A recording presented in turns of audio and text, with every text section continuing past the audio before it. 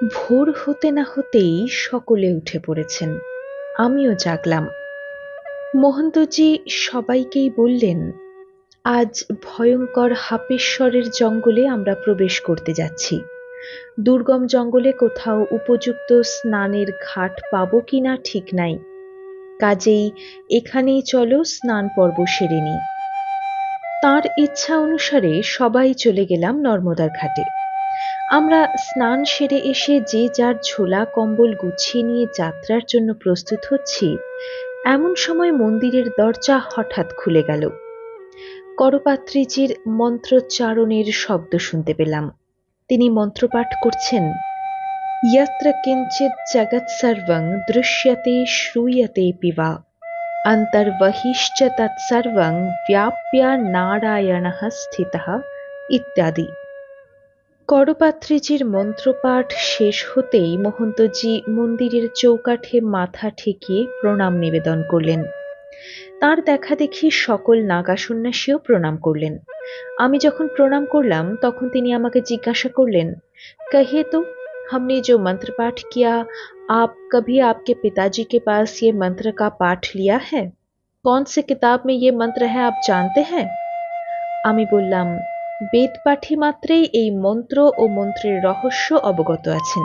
তৈত্তিরীয় উপনিষদের নারায়ণ সূক্ত নামে এই মন্ত্র সুপ্রসিদ্ধ।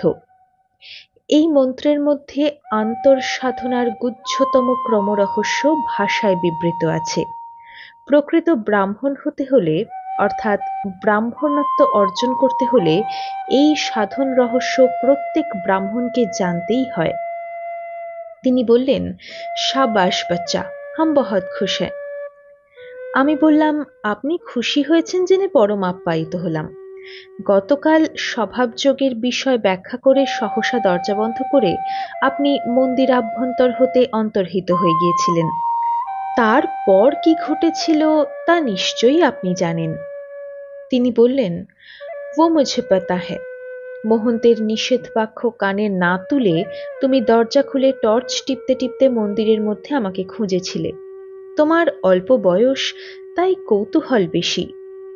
আমি বললাম, না, কৌতূহল বশে আমি খুঁজিনি, সন্দেহ বশে খুঁজেছিলাম। আপনার ঘন ঘন সহসা আবির্ভাব এবং সহসা অন্তর্ধানকে আমি বিষম সন্দেহের চোখে দেখেছি। আমার ঘোরতর সন্দেহ হয়েছিল, নিশ্চয়ই এই শিব মন্দিরে কোথাও গুপ্ত কক্ষ বা গুপ্ত দ্বার আছে, সেই পথ দিয়ে আপনার আগমন ও নির্গমন ঘটছে। আপনি মহাযোগী না মহা ঐন্দ্রজালিক, তার সূত্র উদ্ভাবনের চেষ্টায় ছিলাম। এখন বলুন, আমার এই সন্দেহের জন্য আপনি আমার জন্য কি দণ্ডের বিধান করবেন? তিনি বললেন, नहीं बेटा, आपका कोई कसूर नहीं हुआ। कौतूहल से ज्ञान पैदा होता है, हीन संदेशा से नहीं। আমি বললাম, রতনলালজিও কৌতূহল বশেই গতকাল আপনাকে অনুসরণ করেছিলেন নর্মদার ঘাট পর্যন্ত। সাধুর হাতে রূপার নূতন বাটি বা সোনা দেখলে কার না সন্দেহ হয়? মহন্তজি আপনার আদেশানুসারে সেই রূপার বাটি নর্মদার জলে ফেলে দিয়ে আসার প্রায় সঙ্গে সঙ্গেই আপনি ছুটেছিলেন। আপনার ক্ষমতা আছে বলেই কি সেই যোগশক্তির অপব্যবহার করবেন? রতনলালজির শরীরের দিকে তাকিয়ে দেখুন, তার মন্ত্রের প্রবাহ স্তব্ধ এবং বিস্মরণ ঘটার সঙ্গে সঙ্গে তিনি প্রায় জীবনমৃত হয়ে পড়েছেন। আপনি এত জানেন, অথচ আপনি কি তার অগাধ গুরুনিষ্ঠা অন্তর্দৃষ্টিতে দেখতে পাচ্ছেন না? রতনলালজি এবং আমি দুজনেই সমান অপরাধে অপরাধী। আমার অপরাধকে লঘু দৃষ্টিতে দেখছেন কেন? আপনার মতো মহাপুরুষ পক্ষপাত দুষ্ট হবেন কেন? আপনি যেমন তার মন্ত্র হরণ করে নিয়েছেন, তেমনি আপনার সাধ্য থাকে আমার মন্ত্র হরণ করে নিন। এই বলে আমি চৌকাঠ পেরিয়ে তার সামনে গিয়ে উপস্থিত হলাম। চৌকাঠ পেরিয়ে যাবার জন্য যখন এক পা বাড়িয়েছি, তখনই মহন্তজি আমার হাত ধরে টানবার চেষ্টা করলেন, কিন্তু আমি তার হাত সরিয়ে মহাত্মার সামনে গিয়ে বলতে লাগলাম, যোগীরাজ, আমি পুনরায় বলছি, আপনার সাধ্য থাকে আমার ইষ্টমন্ত্র হরণ করুন, নতুবা রতনলালজির স্মৃতিতে তার ইষ্টমন্ত্র পুনর্জাগ্রত করে দিন। अभिशाप देना और शराब पीना एक ही बराबर पाप है। আমার উত্তেজনা সত্ত্বেও মহাপুরুষের দিকে তাকিয়ে দেখলাম তিনি মিটিমিটি হাসছেন। আমি চুপ করতেই তিনি লক্ষণ ভারতীর দিকে তাকিয়ে বললেন, লেও ভাইয়া, মুঝে 2-4 ছোটা সা লকড়ি দেও। লক্ষণ ভারতী কয়েক টুকরো ঝাঁটি কাঠ ভেঙে এনে তার কাছে রাখতেই তিনি জোরে শ্বাস টেনে প্রায় 5 মিনিট কুম্ভক অবস্থায় বসে রইলেন।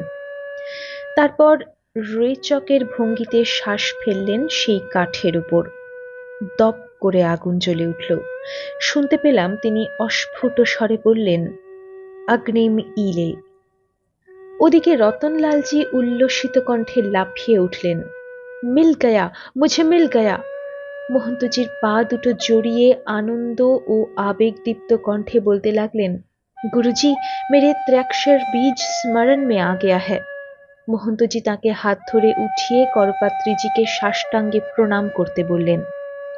রতনলালজি নত হওয়ার উপক্রম করতেই মহাত্মা হাতের ইশারায় কোটেশ্বর মহাদেবকে দেখিয়ে বললেন, जो कुछ है सब इन्हीं है।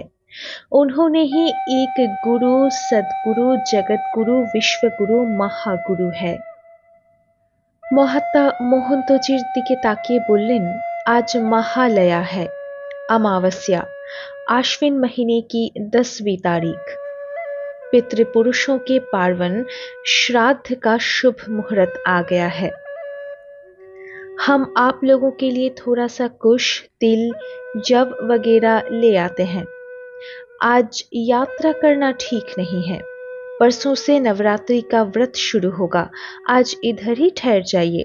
हम देखते हैं उस पार में वेदवती माता जी के आश्रम से शाश्वती माता जी आ रही हैं। अभी 8 बज गए होंगे। करीब 11 साढ़े 11 के अंदर वो इधर पधारेंगे। वो नाव से आ रहे हैं।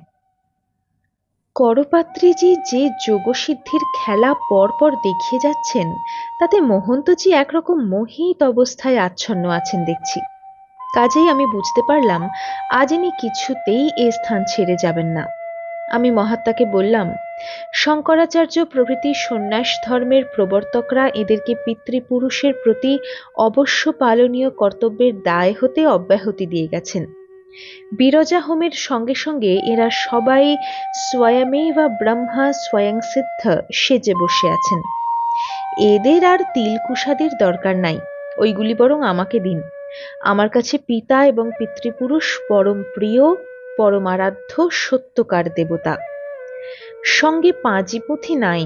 আজ যে পার্বণ শ্রাদ্ধের পবিত্রতম দিন তা আপনি স্মরণ করিয়ে দেওয়ায় আপনাকে নতজানু হয়ে পুনঃ পুনঃ প্রণাম করছি। আপনার কাছে যদি তিল কুশাদি থাকে সেগুলি ভিক্ষা দিন আমাকে, আমি ভিক্ষা চাচ্ছি। এই বলে তার কাছে 2 হাত পাতলাম। তিনি উঠে গিয়ে মন্দিরের এক কোণ থেকে একটি ঝকঝকে নূতন তামার কোষায় কিছু টাটকা কুশ, তিল ও জব এনে দিলেন। মহন্তজির অনুমতি নিয়ে আমি আনন্দে আত্মহারা হয়ে ছুটে চললাম নর্মদার ঘাটে পিতৃতর্পণ করতে। যেসব মন্ত্র বাবার কাছে শিখেছিলাম তা স্মরণ মনন করতে করতে বিদেহী পিতা ও পিতৃপুরুষের উদ্দেশ্যে আমার ভক্তি অর্ঘ্য নিবেদন করে সাষ্টাঙ্গে প্রণাম করে কাঁদতে কাঁদতে উঠে দাঁড়ালাম। উঠে দেখি করপাত্রীজি এসে দাঁড়িয়েছেন। আমাকে বললেন, वो कोषा नर्मदा में बिक दो, माई की भंडार से हम मांग के ले आए थे। তার কথা মতো মা নর্মদাকে প্রণাম করে তার জলে ছুঁড়ে দিলাম কোষাটা। अब चलिए कोटेश्वर मंदिर में। सुनिए बेटा, हम महात्मा प्रलयदास जी और महात्मा सोमानंद जी के दोस्त हैं। उन दोनों महात्मा का तुम्हारे ऊपर कृपा दृष्टि है। जब भील दस्यु ने तुम्हारे ऊपर टांगी उठाया तो उन्हीं की इच्छानुसार मंदिर में फौरन हमें आना पड़ा।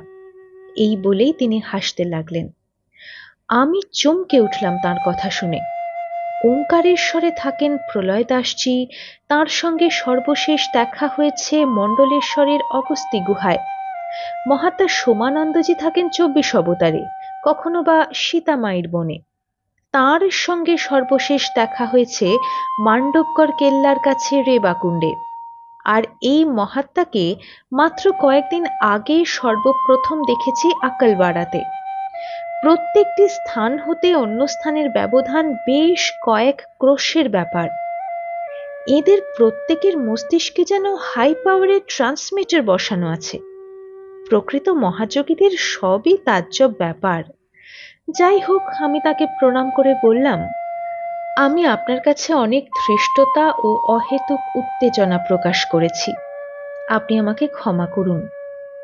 করপাত্রীজি বললেন, कोई बात नहीं, कोई बात नहीं। हम आपके ऊपर सदैव प्रसन्न हैं। आप मंदिर में जाइए, 5-10 मिनट के बाद हम जाते हैं। हम देखते हैं शाश्वती माता जी का नाव आ रहे हैं या नहीं। এই বলে তিনি দক্ষিণ তটের দিকে ইতস্তত তাকাতে লাগলেন।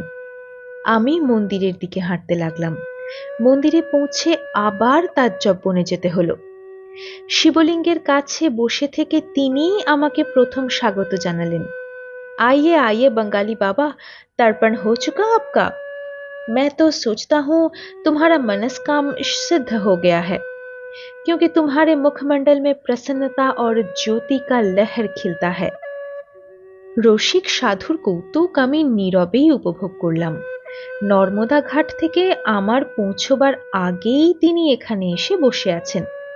আমি চুপি চুপি মতীন্দ্রকে জিজ্ঞাসা করলাম, ইনি কখন এসে পৌঁছলেন? মতীন্দ্র বললেন, তোমার কথা কিছু বুঝছি না, ইনি তো কোথাও যাননি। তুমি তর্পণ করতে যাওয়ার পর থেকে ইনি তো এখানেই হার ওয়াক্ত বসে আছেন। আমি এই কথা শুনে রীতিমতো ঘাবড়ে গেলাম। তর্পণ শেষে আমি নর্মদা ঘাটে তাকে এইমাত্র প্রণাম করে এসেছি। কোনো এক শাশ্বতী মাতার আগমন পথের দিকে তিনি তাকিয়ে প্রতীক্ষারত আছেন দেখে এলাম। আর এখন শুনছি ইনি এই স্থান থেকে পাদামেকম কোথাও যাননি। একেই কি মহাযোগীর সর্বত্র সমভাবে ব্যাপ্ত থাকার ক্ষমতা বা অবাধিতভাবে ব্রহ্মভাবে নিরন্তর স্থিতি বুঝায়? আমাকে এ বিষয়ে চিন্তা করার কোনো সুযোগ দিলেন না। তিনি শাশ্বতী মাতার প্রসঙ্গে বেদবতী আশ্রমের গল্প জুড়ে দিলেন। তিনি বলতে লাগলেন, শাশ্বতী মাতা বেদবতী আশ্রমের বর্তমান অধ্যক্ষা, আশ্রম মাতা। এর জ্যোতির্ময়ী শ্রীমূর্তি দর্শন করলেই বুঝতে পারবে ইনি ব্রহ্মবিদুষী। বেদবতী আশ্রমে কেবল তপস্বিনীরাই বাস করেন। সকলেই আবাল্য কুমারী। নিত্য বেদ পাঠ এবং বৈদিক হবন এদের সাধনার অঙ্গ। ওই আশ্রমে বোধহয় 30 জন তপস্বিনী কঠোর সাধনায় মগ্ন আছেন। তাদের মধ্যে সর্বকনিষ্ঠার বয়স প্রায় 100 হবে। শাশ্বতী মাতার বয়স আমি জানি 253 চলছে। যার নামে এই আশ্রম, সেই বেদবতীর উপাখ্যান ব্রহ্মবৈবর্ত পুরাণে বিস্তারিতভাবে বর্ণনা রয়েছে। বেদবতী ছিলেন বৃহস্পতির পুত্র ব্রহ্মর্ষি কুশধ্বজের কন্যা। ইনি জন্মান্তরে সীতা রূপে জন্মগ্রহণ করেন।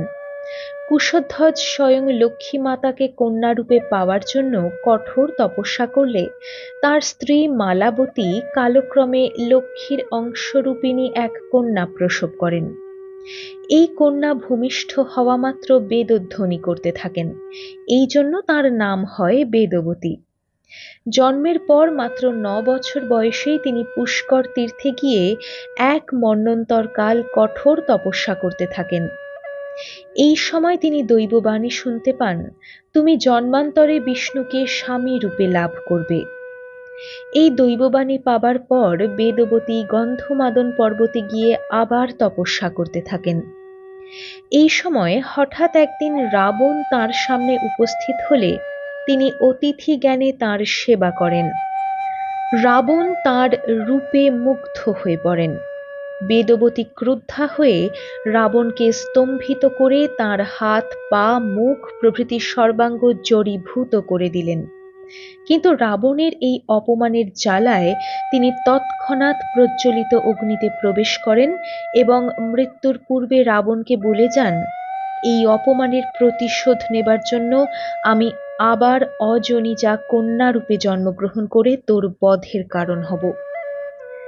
বহুকাল পরে এই বেদবতী জনক রাজার কন্যা সীতা নামে জন্মগ্রহণ করেন। রাবণ সেই জন্মেও সন্ন্যাসীর বেশে পঞ্চবটী বনে গিয়ে সীতাকে বলপূর্বক হরণ করে লঙ্কাতে নিয়ে যান।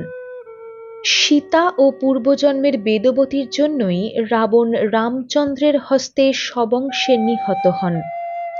রাবণ যখন সীতাকে হরণ করে নিয়ে যান, তখন দেবতাদের ইচ্ছাক্রমে প্রকৃত সীতা অগ্নির কাছে থাকেন। রাবণ ছায়া সীতাকে অপহরণ করতে পেরেছিলেন। রাবণ বধের পর সীতার অগ্নি পরীক্ষাকালে অগ্নিদেব প্রকৃত সীতাকে রামচন্দ্রের হস্তে অর্পণ করেন এবং ছায়া সীতা অগ্নি ও রামচন্দ্রের উপদেশানুসারে এই নর্মদা মাতার দক্ষিণ তটে শূলপাণেশ্বর মহাদেবের সন্নিকটে ভয়ঙ্কর শূলপাণের ঝাড়ির একটি গুহাতে কঠিন শিব তপস্যাতে রত হন। পরে দাপর যুগে এই ছায়া সীতা মহারাজ দ্রুপদের অনুষ্ঠিত যজ্ঞাগ্নিতে যোগ বলে স্বয়ং সমুত্থিতা হয়ে যাজ্ঞসেনী বা দ্রৌপদী নামে পরিচিতা হন। এই সময় আমি সহসা বলে ফেললাম, এবং এই দ্রৌপদীও কুরুবংশের ধ্বংসের কারণ হয়েছিলেন। তার মানে বেদবতী নাম্নী তপস্বিনী, যিনি মহর্ষি কন্যা এবং লক্ষ্মীর অংশস্বরূপিণী হয়েও জন্ম জন্মান্তর ধরে তপস্যা করেও জিঘাংসা বৃত্তি ত্যাগ করতে পারেননি। রাবণ তার অপমান করেছিলেন, সেজন্য রাবণের উপর তার প্রতিহিংসা থাকতে পারে। সীতারূপে জন্মে তার শোধ তুলেছিলেন, এর যৌক্তিকতা তবুও অনুধাবন করা যায়। কিন্তু ছায়া সীতা দ্রৌপদী রূপে জন্মে যে কুরুবংশ ধ্বংসের কারণ হলেন, এ কথা তো কোনো পুরাণকার লিখে যাননি যে রাবণ মরে দুর্যোধন হয়েছিলেন, তাই দ্রৌপদী রূপে জন্মে তাকে প্রতিশোধ নিতে হয়েছিল। এছাড়াও আমার মনে আর এক ধাঁধা, বেদবতী রাবণ বধের সংকল্প নিয়ে দেহত্যাগ করেছিলেন বলে তিনি জন্মান্তর গ্রহণ করে রাবণ বধের কারণ হতে বাধ্য হয়েছিলেন। কিন্তু বিভিন্ন জন্ম ধরে এত যে তার তপস্যা, সেই তপস্যাতেও তার চিত্তমল যদি পরিশোধিত না হয়, তাহলে এমন তপস্যার মূল্য কি? করপাত্রীজি বললেন, बंगाली बाबा आप थोड़ा चुप रहिए, एकदम खामोश, शाश्वती माताजी आ रही हैं। शैवागम दर्शन का उपदेश अच्छे महर्षि से आपको मिला है। कर्ममल माइकमल जन्मांतर में विचित्र रूप लेते हैं। तपस्या से उसका शोधन हो सकता है, लेकिन आणवमल टूटता नहीं है। कोई सूरत से उसको भुगतना ही पड़ेगा। उसका और जो गंभीर रहस्य है, कोई वक्त मौका मिलने से हम आपको समझा देंगे, लेकिन अभी आप कृपा करके चुप रहिए। अभी शाश्वती माता जी का दर्शन कीजिए। दक्षिण तट में जिस गुफा में छाया सीता ने तपस्या किए थे, वही गुफा को वेदवती आश्रम कहा जाता है। शाश्वती माता जी वही आश्रम का आचार्य है। आमी बोललाम, আর আমাকে এ তত্ত্ব সমঝানোর প্রয়োজন হবে না। অর্বাচীন পুরাণ বা উপপুরাণের গল্পকে যোগতত্ত্ব দিয়ে যতই বোঝানোর চেষ্টা করুন না কেন, তা আমার মনকে স্পর্শ করবে না। কারণ আপনার মতো মহাযোগীও পুরাণের যত যৌগিক ব্যাখ্যা দিন না কেন, তা কখনোই যুক্তিসিদ্ধ হবে না। যে কারণেই হোক, ত্রিকালজ্ঞ মহাযোগী হিসাবে আপনার উপর আমাদের সকলেরই বিপুল শ্রদ্ধা ও ভক্তি উৎপন্ন হয়েছে। আপনি বলুন না, বেদব্যাসের নাম দিয়ে যে 18টি পুরাণ চলে আসছে, ওইগুলি কি সত্যকার বেদ উপনিষদোক্ত পুরাণ বটবাচ্য? বেদব্যাস কি সত্যই ওইগুলির প্রণেতা? আমার প্রশ্ন শুনে মহাত্মা চক্ষু মুদ্রিত করে বসে রইলেন। তিনি ইতি বা নেতিবাচক কোনো উত্তর হয়তো দিতেন, কিন্তু তার আর অবকাশ পেলেন না। মহন্তজি উচ্চৈঃস্বরে কোলাহল ফেলে দিলেন, শাশ্বতী মাতাজি আ গই হ্যাঁ। শিঙা ডমরু বাজিয়ে কয়েকজনকে সঙ্গে নিয়ে মহন্তজি তাঁর সামনে উপস্থিত হয়ে নত মস্তকে আবাহন করছেন। রব উঠেছে, স্বাগতম সুস্বাগতম, নারায়ণ নারায়ণ। মাতাজি কাছাকাছি হতেই মহাত্মা করপাত্রীজি ছাড়া আমরা যে 5 জন মন্দিরে ছিলাম সবাই উঠে দাঁড়ালাম। তার শরীর দেখে চমকে উঠলাম। লোল চর্মা বৃদ্ধা, গাত্রবর্ণ কোষিত কাঞ্চন তুল্য। কপালের চামড়া ঝুলে পড়ে চোখকে বোধহয় ঢেকে দিয়েছে, তাই একখণ্ড গৈরিক বস্ত্র দিয়ে কপালে চামড়া সেঁটে বাঁধা হয়েছে। পরিধানে মৃগচর্ম, পৃষ্ঠে বিশাল জটাভার, সুবর্ণ কেশী, জটার চুলও স্বর্ণবর্ণের, হাতে ত্রিশূল। তিনি মেরুদণ্ড সোজা করে হেঁটে এসে মন্দিরের সিঁড়িতে এসে দাঁড়ালেন। তার পিছনে দুজন প্রৌঢ় ব্রাহ্মণ, তাদের হাতে দুটি ডেকচি, গৈরিক বস্ত্রে আচ্ছাদিত। মাতাজি সিঁড়িগুলি অতিক্রম করে মন্দিরের দরজার কাছে এসে করপাত্রীজির চরণে সাষ্টাঙ্গে প্রণাম করলেন।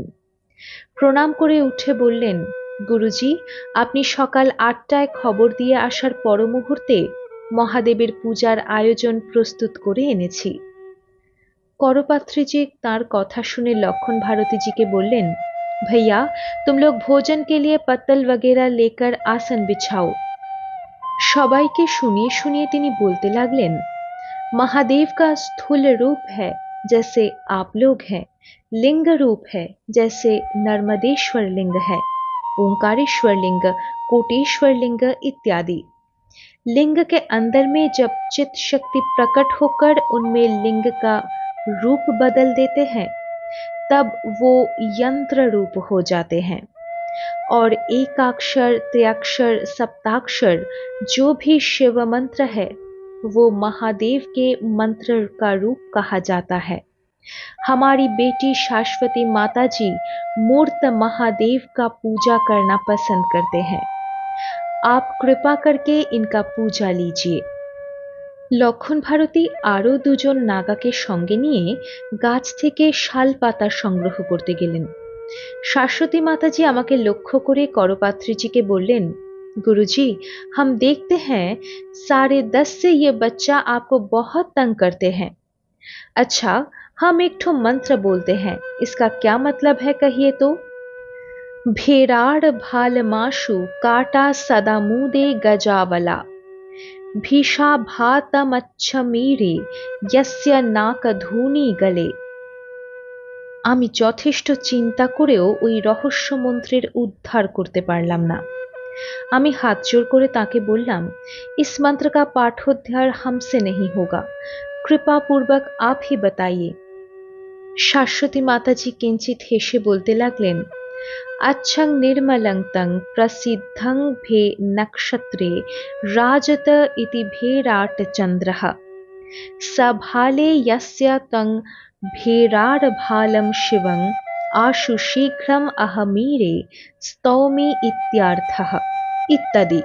অর্থাৎ চন্দ্র ভেরাট, যার কপালে পর্বতনন্দিনী অর্থাৎ অগজা দুর্গা, যার সদানন্দদায়িনী পত্নী অবলা, গঙ্গা অর্থাৎ নাকধুনি, যার মস্তকে সঞ্চারিত অর্থাৎ কাটা এবং বিষের আভায় নীলবর্ণ যার গলভূষণ, সেই সুনির্মল অর্থাৎ আচ্ছা শিবকে আমি স্তব করি, পূজা করি।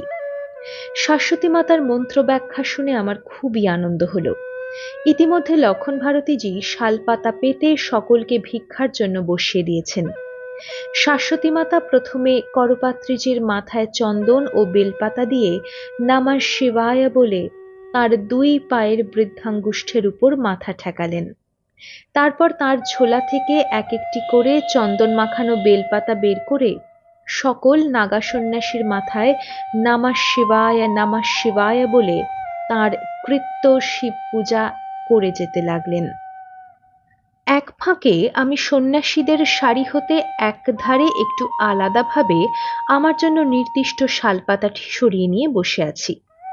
তিনি ক্রমান্বয়ে সকল সন্ন্যাসীদের মাথায় নমঃ শিবায় মন্ত্রে বেলপাতা চাপিয়ে আমার কাছে এসে থমকে দাঁড়ালেন।